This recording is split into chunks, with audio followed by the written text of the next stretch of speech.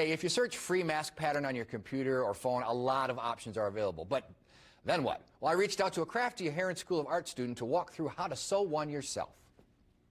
So the first thing you're going to do is get your fabric. Right here, I have a cotton square. It is double-sided, so the same pattern is on the other side as well. And it is 23 centimeters by 23 centimeters. Now the first thing we're going to do is hem the top and the bottom. So here you can see I have both my top and bottom pressed down. I did this using my iron just to make sure that it lays down perfectly flat. If you're not comfortable using an iron, you can pin it as well.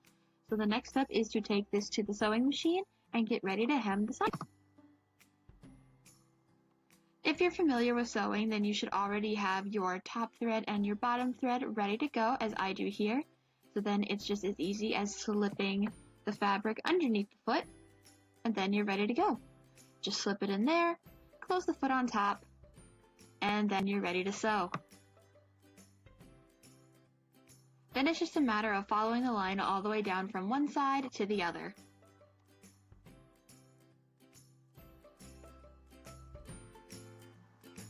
Bend a back stitch just for a little added security.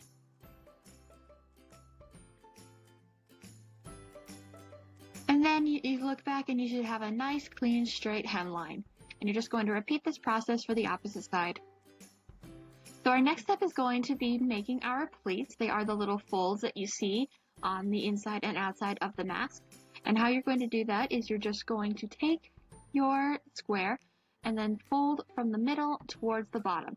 Not all the way. You still want to leave just a little bit of fabric at the bottom, as you can see here. And then you're going to take your iron and press it down flat. You can do this as many times as you see fit.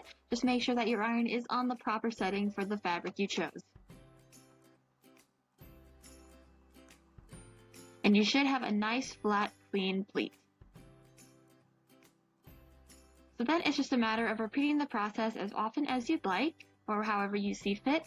Although keep in mind, most of these masks do have around 3 to 4 pleats, and you just want to make sure that it fits your face. And once you're done with that, you're going to hem the sides and take it back to your sewing machine. Once all is said and done, your pleats are ironed, all 4 of your sides are hemmed, everything should look nice and neat and straight on both sides. It's now time to add the elastic bands. Now there's a couple methods you can use. You can use the around the head, a tie, a ribbon. Right now I'm going to be using the over the ears method. So I'm going to take my elastic, it's about 7.5 inches, and I'm going to then flip my mask over, and then we are going to sew it to the opposite side. Now, take note of where you want your elastic to go. For me, I'm going to pick a corner, and then I'm going to pin it, and then the other end of the elastic is going to go to the opposite corner on the shorter side of the mask. So I'm going to pin it right now, and then move on to the shorter end. Now it can be a little difficult to pin with all the bunched up fabric, but if you're very careful and know what you're doing, then it should be easy as pie.